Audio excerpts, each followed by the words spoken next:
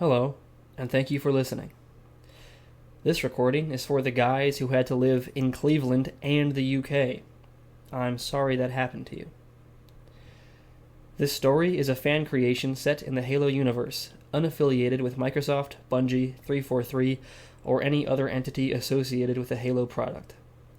It was originally written as a D&D style campaign for my friends, and the events that occur here are mostly in line with the actions they took while playing, with some changes for lore friendliness. Please enjoy.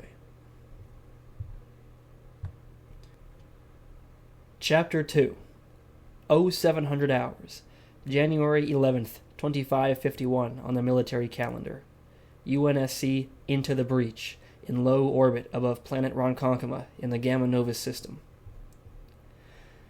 Commander Emmanuel Banks strode swiftly down the rubberized corridors of his ship, the Sahara-class heavy prowler Into the Breach. He'd been an officer for either UNSC or ONI for more than 2 decades now, but hadn't slowed with his age, and the Marines flanking him were struggling to keep up without visibly jogging. A few steps ahead, the doors of the elevator to the vehicle bay slid open, and Banks marched in, trailed by his relieved escort. Machinery whirred as the lift descended. Banks crossed his arms, resting them on the charred grip of the ancient revolver nestled in a tooled leather chest holster. It was an anachronism in the company of his tech-laden uniform and bleeding-edge stealth ship, but it had a purpose.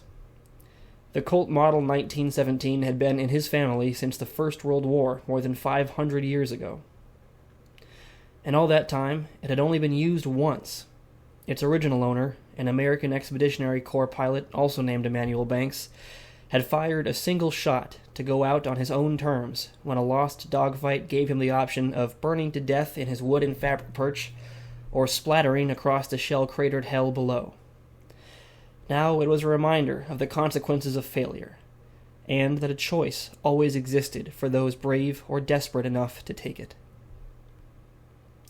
Besides the meaning it held, the revolver was still a functional last-ditch weapon, too. Banks kept it cleaned and loaded, save for one symbolic cylinder, and if any Covenant bastard gave him a reason to use it, he wasn't planning to shoot himself 5 times. A young ONI analyst leapt away from a wall-mounted console at the sound of the elevator arriving in the vehicle bay. He snapped a quick salute and stood at attention. "Lieutenant Andrei Sulikov reporting as ordered, sir." The commander waved a return salute. "I hope you packed thoughtfully, son." A poorly healed broken jaw from an old training incident added sandpaper raspiness to Banks's natural drawl and set his teeth in a permanent, misaligned clench. It also gave him what he had heard his bridge crew refer to behind his back as arresting Banks' face.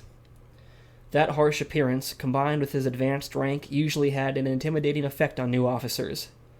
This analyst, though, Banks noted with some satisfaction, seemed undaunted. "I don't understand, sir," Andre said. "At ease." Andre relaxed, and Banks continued. "You strike me as the inquisitive type. Maybe you wonder why there's an only black site in a barely profitable mining system with the combined population of a Jim Dandy restaurant." No response. Not even a nod. The younger officer was playing things close to the chest. Good. It was what Banks would have done. The commander continued speaking. "Maybe you also wonder why you were stationed there in order to suppress any messages that could draw a UNSC ship to the system." Now Andre spoke. A self-appreciating smirk sat on his lips as he said, "Ours is not the reason why, sir." Banks snorted and shook his head. "Cute. But there's no spook who isn't more curious than he gets paid to be, son. Certainly not the one who faked a missile attack because he thought he heard a shuttle landing." Andre's smirk wavered, but he held his voice steady. Barely. "Sir?" Banks smiled knowingly. "Pinging the IFF beacon was clever. Using the signature of a missile system that isn't installed anywhere on the planet was less clever. If you're going to be on this crew, you'll need to improve." Understanding grew on Andre's face, followed by dismay. So I'm being reassigned. But respectfully, sir, why? He listened attentively as his new commanding officer answered. You got details on a Cryptea deployment without clearance. This operation is too important to risk losing containment on any information. My options were dragoon you or kill you. I made my choice, but you're welcome to make a complaint. Andre became profoundly aware of the armed Marines behind Commander Banks and the black emptiness of space beyond the bay doors. Being a part of the crew was fine with him. No complaints, sir. Banks gave him a crooked predator's grin. It didn't sit well on the grizzled face, and Andre threw up a hasty salute to break the moment. What now, sir? A buzzer sounded, and spinning orange landing lights came to life around the bay walls. For an uncomfortable few seconds, Andre couldn't see anything but empty space through the bay shield. Then an all-black pelican materialized out of the translucent blue wall.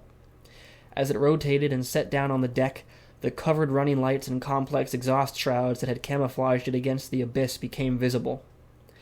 Matte panels filled the spaces where glass would have been in a standard Pelican's cockpit. Banks shouted over the windy roar of the dropship's engines and its hissing hydraulics as the hulking vehicle came to rest. Stick around, son. Got some folks you should meet.